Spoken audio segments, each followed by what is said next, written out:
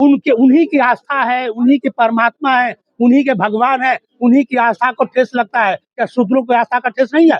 शूद्रों हम देखिए, हम बता रहा हूँ कि हमारी आस्था नहीं है। हमारी माँ को तुमने जानवर के बराबर कर दिया, गाय के बराबर कर दिया, नदी के बराबर कर दिया, पेड़ के पत्तों के बराबर हमारी माँ को कर दिया, और हमारी माँ को तुमने जानवर बना दिया। हमें आस्था नहीं हो रही है, हमारी भी आस्था ठेस ठेस पहुंचती है। हम कहाँ जाए, किसके पास जाए? हम जरूर उतरेंगे, लेकिन हम ही नहीं उतरेंगे, पूरा SC ST OBC समाज पूरा देश का उतरेगा इसके क्या। अगर मान लीजिए कोई आदमी कुछ बोलता है तो भगवान क्यों नहीं उसका नुकसान करता है? हम कुछ बोलते हैं तो भगवान मेरा नुकसान करेगा ना। अब मान लीजिए कृष्ण भगवान है, कृष्ण भगवान हमारे वंशज हैं, हम कृष्ण भगवान के बारे में कुछ बोल रहे हैं। कृष्ण भगवान ने हमारे पूर्वजों को जो है तरह तरह के, जैसे अपने ही परिवार में कत्ल कराया, मारा है, पीटा है, क्या नहीं किया है? अपने ही परिवार में नरसंहार कराया, तो हम पूछने का हक है कि नहीं है कि भाई तुम्हारे वंशज थे तो तुमने हमारे समाज के लिए क्या किया, क्यों ये सब अत्याचार किया? तो जब हम पूछते हैं तो लोगों की, दूसरों की आस्था हाथ होती है। अरे हमारी होनी चाहिए ना, हमारे भगवान है, हमारे वंशज है, हम उनसे निपटेंगे, आपको क्यों तकलीफ हो रही है?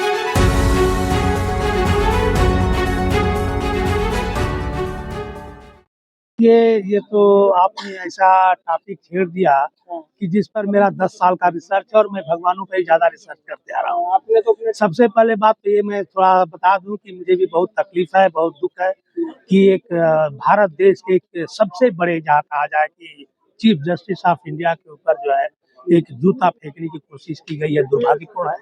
और ये पुलिस के तो इसकी भर्त्सना जो है पूरे विश्व में हो रही है, भारत में तो हो ही रही है, पूरा विश्व के लोग इसकी जो भर्त्सना कर रहे हैं कि ये किस टाइप के लोग हैं, किस तरह के इंसान है कि एक अपने ही देश के चीफ जस्टिस के ऊपर जो है। तो सनातन विरोधी है, उनका ये कहना है।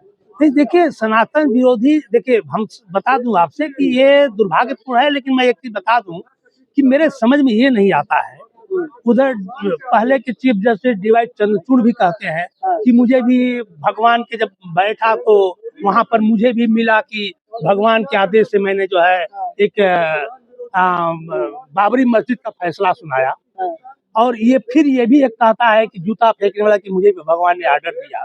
मेरे ये समझ में है कि भगवान जो है सिर्फ सनातनियों के ही पास क्यों आता है, शूद्रों के पास क्यों नहीं आता? क्या शूद्रों की आत्मा नहीं है? शूद्रों के परमात्मा नहीं है? शूद्रों के भगवान नहीं है क्या? अगर शूद्रों के भगवान नहीं है, SC ST OBC के जो भगवान नहीं आते हैं, उनको आस्था नहीं आती है, उनके परमात्मा नहीं आते हैं, और उनकी आस्था भी कभी ठेस नहीं होती है। ये सनातनियों को तो लगता है कि शूद्रों की कोई आस्था ही नहीं है, उनकी आस्था मर चुकी है, सिर्फ आस्था उन्हीं के पास है, हमारे पास आस्था नहीं है। लेकिन जूता मारने वाला तो दलित वकील निकला ना, दलित वकील है वो, हिंदू दलित। हाँ ठीक है, हम सनातनी बोल रहे हैं, कट्टर हिंदू हो चाहे वो हो। सनातनी का मतलब जो इस व्यवस्था को, जो ये बड़ी बड़ी व्यवस्था को, ऊंच नीच, छुआछूत, भेदभाव, और जो देश के समता, समानता, बंधुत्व का जो संविधान है उसके खिलाफ जो भी बात कर रहा है, हम उसको सनातनी मानते हैं, उसको ब्राह्मणवादी मानता हूँ।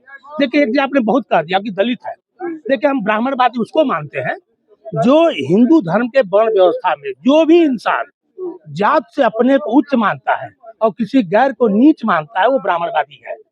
अगर यादव भी अगर किसी कुर्मी कोयरी को उच्च मानता अपने से, वो भी ब्राह्मणवादी है। अगर चमार भी भवनी से उच्च मानता, वो भी ब्राह्मणवादी है। ब्राह्मणवादी एक मानसिक बीमारी है, और इस बीमारी से ही हमारे देश के जितने हैं सब अत्याचार हो रहे हैं। मैं देख रहा हूँ, पूरा देख लीजिए आप, पूरा बोलेंगे तो इस देश में जितने अत्याचार हो रहे हैं, मारपीट के, बलात्कार के, डकैती, सब इसी का कारण हो रहा है। ऊंच नीच, छुआछूत, भेदभाव। कहीं कोई पेशाब कर दे रहा, बड़े शान से कर रहा, दलित के ऊपर ब्राह्मण पेशाब करता है और बड़े शान से कर रहा है। मैं देख पुलिस वाला उसका पीठ थपथपा रहा है। ये क्या है देश में? सबसे बड़ा चीज यह है कि जब भगवान ही करवा रहा है, भगवान की प्रेरणा मिल रही है, तो हम ऐसे भगवान को क्यों पाले यार? मैं तो माफी चाहता हूँ भगवानों से। अब एक मिनट मैं आज आप लोगों से कह रहा हूँ कि मैं देश से और अपने भारतवासियों से भी, कि जब देश में जहाँ देखो वहाँ था, कल को तो हम भी कह देंगे कि मुझे भगवान से प्रेरणा मिली, इसलिए मैंने भी तुमको जूता मारा, हमको तलवार मार दिया, तुमको तलवार मार दिया, हमको तुम नीच कहते हो इसलिए मैं तुमको मार दिया। हमें भी भगवान ने प्रेरणा दिया, तो कोई भी आदमी उठ करके खड़ा हो जाएगा, कह देगा कि हमको भगवान से प्रेरणा मिली, तो ये तो संविधान का उल्लंघन हो गया ना भाई, ऐसे देश थोड़े चलेगा। और एक चीज और कह देना चाहता हूँ मैं, अपमान करेंगे सजा तो मिलेगी ना। हाँ, ईश्वर का अपमान करेंगे, CGI सजा तो मिलेगी ना। हाँ तो CGI को सजा देखिए। हाँ एक चीज, हाँ, और मैं एक चीज कहना चाहता हूँ कि CGI साहब ने जो उसको माफ कर दिया है, ये उनकी महानता है। एक महान पुरुष है और वो तो कह रहे हैं मैं माफी नहीं मांगूंगा, कौन? ना मुझे कोई दिक्कत है इससे, मैंने जो बोला है मैं फिर से करूंगा अगर भगवान आदेश करेंगे। वो कभी नहीं मांगेगा। अगर कल को मान लीजिए हम लोग भी सब मिलकर उसको जूता मारे और कहें कि हमारी भी आत्मा और हमारी भी परमात्मा ने तुमको मारने के लिए कहा है, तभी जाके वो मानेगा। तब मानेगा कि नहीं मानेगा? मान लीजिए 10 लोग उसको जूता मारना शुरू करें और कहें कि हमको भी हमारा परमात्मा ने मारने को कहा है, तब क्या होगा? कल को इसी तरह हर आदमी कह दे कि मुझे भी मेरी परमात्मा ने कहा है मारने के लिए, तो बताइए उस समय क्या होगा? उसका जवाब उसके पास है? वो उसके जवाब समानांतरियों के पास, किसी के पास है? हर आदमी उठ के बोलेगा कि हमारे भी परमात्मा से आया था तुम्हें मारने के लिए, तुम्हें कत्ल करने के लिए। क्या नहीं, सीधे धर्म के खिलाफ जो है, अब तुम्हारा धर्म ही इतना गंदा है, खराब है, नीच है, दुष्ट है, तो उसे दूसरा क्या दोष देगा? तुम्हारा धर्म ही हर जगह जब देखो क्या खराबी है? तो पूरा जग जाहिर है कि उसमें ऊंच नीच, छुआछूत, भेदभाव, असमानता है, सब कुछ है। असमानता तो है ना, ऊंच नीच, छुआछूत तो है ना। अगर एक इंसान दूसरे इंसान को नीच समझता है तो उसको अब कैसे हम मान सकते, उसको धर्म मान सकते हैं क्या? एक इसी धर्म में एक शोषण करता है और एक शोषित है, दोनों का धर्म एक होता है। एक अत्याचारी है, एक अत्याचार सह रहा है। अब पूछा, एक अत्याचारी, एक अत्याचार सह रहा है, दोनों हिंदू हो सकता है? एक सवर्ण है, उच्च बनता है, एक नीच बनता है, दोनों हिंदू हो सकते हैं क्या? वो बोलते हैं एक बनो, एक कैसे बनेगा?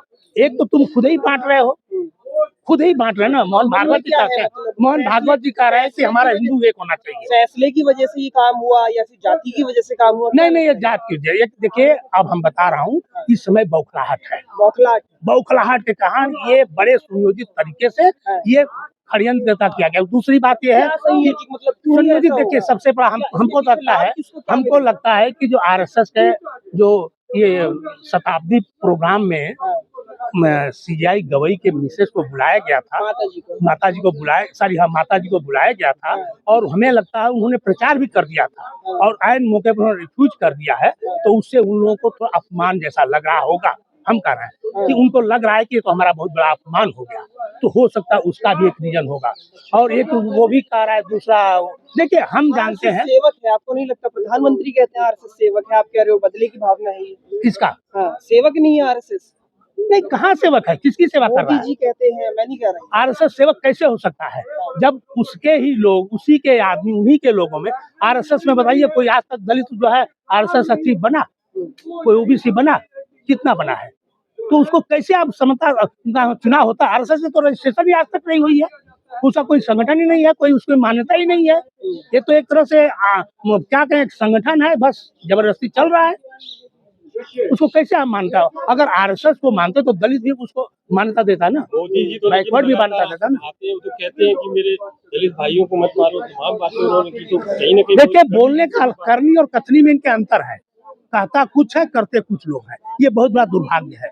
मैं तो कह रहा हूँ, मैं तो इसलिए मैं उस मकसद पर हूँ कि मैं देख रहा हूँ कि बहुत से अब ये जो देवी देवता, जो भगवान की बात उठ रही है, बुरा मत मानिए आप लोग, मुझे ऐसा पर्सनल लग रहा है कि ये सबसे बड़े आतंकवादी देश के लिए यही है। मैं इनसे माफी चाहता हूँ, भैया भारत छोड़ दो, हमको बख्श दो, बहुत हजारों साल से तुमने हमारी सेवा किया। भगवान को बोल रहा हूँ मैं, ये देश से भगवानों को बोल रहा हूँ। आपने भगवानों पे शूट किया, क्या पाया? क्या पाया भगवान? अरे देखो भगवान, देखिए भगवान को मैं ये कहूँगा, भगवान के घर में एक बलात्कार हो रहा है, भगवान के घर में जो है अत्याचार हो रहा है, भगवान के मंदिर में हो रहा है, वो कुछ नहीं कर रहा है, न देख रहा है, न सुन रहा है, न कुछ चित्कार सुन रहा है, कुछ कर ही नहीं रहा है। मान लीजिए कि कोई अत्याचार किसी मंदिर में हो रहा है, भगवान के सामने हो रहा है। एक समय तो था कृष्ण का, जब उसके परिवार के ही जब द्रौपदी का चीरण कर रहे थे, तो कृष्ण भगवान हटाओ मिलती साड़ी लेके पहुंच गए बचाने के लिए। आज क्यों नहीं आ रहे हैं? आज कहाँ मर गए हैं? आज क्यों अंधे बहरे गूंगे बने हैं? क्यों अपाहिज हो गए क्या भगवान साहब? पहले तो आके खड़े हो जाते थे, तैयार हो जाते थे। नाम के आगे शूद्र क्यों लगाते हैं आप? ये बड़ी लंबी कहानी है। शूद्र जो है ये क्या है कि हमारे देश की जो वर्ण व्यवस्था है, ब्राह्मण, क्षत्रिय, वैश्य और शूद्र, शूद्र को जो है ब्राह्मण, क्षत्रिय, वैश्य को कर्म करने की मनाही है। उनको कर्म किया तो अपराध है, और शूद्र जो है कर्मशील है। कर्मशील का मतलब है इंजीनियरिंग करना, रिसर्च करना, प्रोडक्शन करना, टेक्नोलॉजी पैदा करना, रिसर्च करना, बड़ी बड़ी बिल्डिंगें बनाना, रोड लाइन, पूरा शूद्र ही इस देश की धरोहर है। और सुनिए हमारी बात, पूरा शूद्र ही इस देश की धरोहर है। शूद्र ही इस भारत भूमि को बचा के रखा है। अगर शूद्र काम करना बंद कर दो, किसी को अन्न नहीं मिलेगा, सब खाए बिना मर जाएंगे। तो मैं कह रहा हूँ कि शूद्र जो है पैदाइशी, सुनिए, शूद्र जो पैदाइशी रिसर्चर हुआ करता था, इंजीनियर हुआ करता था, प्रोडक्शन करता हुआ करता था, और इसी के कारण यही शूद्र वर्ग ब्राह्मण क्षत्रिय वैश्य को जिलाया, खिलाया, पिलाया। हम यहाँ तक कह रहे हैं कि इनको अकर्मों को, कर्मशील का, पाखंडियों को जिलाया, खिलाया, पिलाया, वही अपने को उच्च बनाया, और जो जिलाया खिलाया उसको नीच बना दिया। इसलिए मुझे दुख है, शूद्र को नीच बनाने पर मुझे तकलीफ है और दुख है। इसलिए मैं एक मिशन भी चला रखा है, इसलिए मैं मिशन चला रहा है, गर्व से को हम शूद्र है। शूद्र यह है कि उच्च है, हर तरह से उच्च है। हाँ बोलिए, सुनेंगे। हाँ बोलिए। अनिल मिश्रा जी कह रहे हैं अंग्रेजों के दलाल डॉक्टर अम्बेडकर। वो क्या थे, अपने को पहले बताए ना, वो देशभक्त है क्या? मुगलों मुसलमानों के समय में कौन थे वो? पहले अपने को बता दो, बाद में दूसरे की बात करें। ये अपने कुछ बताते ही नहीं कि हम कहाँ थे। उनसे पूछिए, आप उनसे क्यों नहीं पूछते हैं कि तुम कहाँ था जब ये बाबा साहब अम्बेडकर दलाल, तुम क्या कर रहा था उस समय? अब क्या करेंगे आप लोग? सीजीआई पर जूता फेंका गया है। नहीं, हम लोग सब विद्रोह करेंगे और इसके जवाब देंगे। हाँ?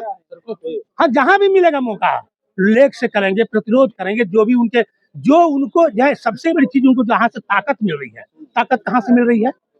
ताकत बताइए कहाँ है? ये बड़ व्यवस्था से उनको ताकत मिल रही है। उच्चता के घमंड की ताकत है, उच्चता की घमंड की ताकत है। उनके, उन्हीं की आस्था है, उन्हीं के परमात्मा है, उन्हीं के भगवान है, उन्हीं की आस्था को ठेस लगता है। क्या शूद्रों को आस्था का ठेस नहीं है? शूद्रों हम देखिए, हम बता रहा हूँ कि हमारी आस्था नहीं है। हमारी माँ को तुमने जानवर के बराबर कर दिया, गाय के बराबर कर दिया, नदी के बराबर कर दिया, पेड़ के पत्तों के बराबर हमारी माँ को कर दिया, और हमारी माँ को तुमने जानवर बना दिया। हमें आस्था नहीं हो रही है, हमारी भी आस्था ठेस पहुंचती है। हम कहाँ जाए, किसके पास जाए? सड़कों पे उतरेंगे आप लोग? हम जरूर उतरेंगे, लेकिन हम ही नहीं उतरेंगे, पूरा SC ST OBC समाज पूरा देश का उतरेगा इसके खिलाफ। लेकिन ये कुछ लोग बीजेपी RSS पे आरोप लगा रहे हैं कि उन्होंने ऐसा करा है। कौन?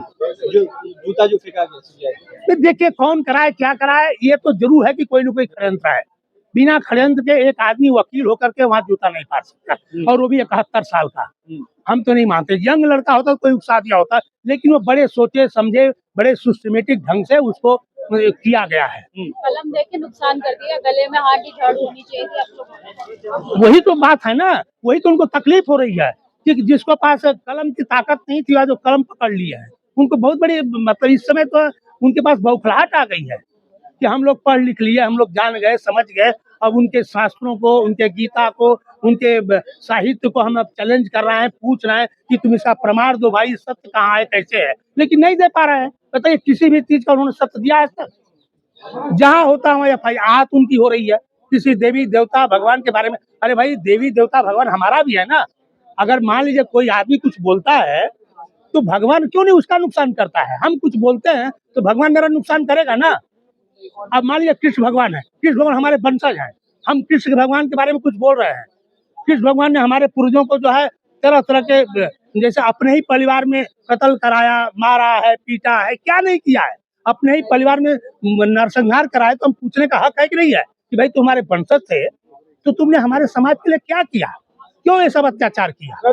तो जब हम पूछते हैं तो लोगों की, दूसरों की आस्था हाथ होती है। अरे हमारी होनी चाहिए ना, हमारे भगवान है, हमारे वंशज है, हम उनसे निपटेंगे। आपको क्यों तकलीफ हो रही है? हम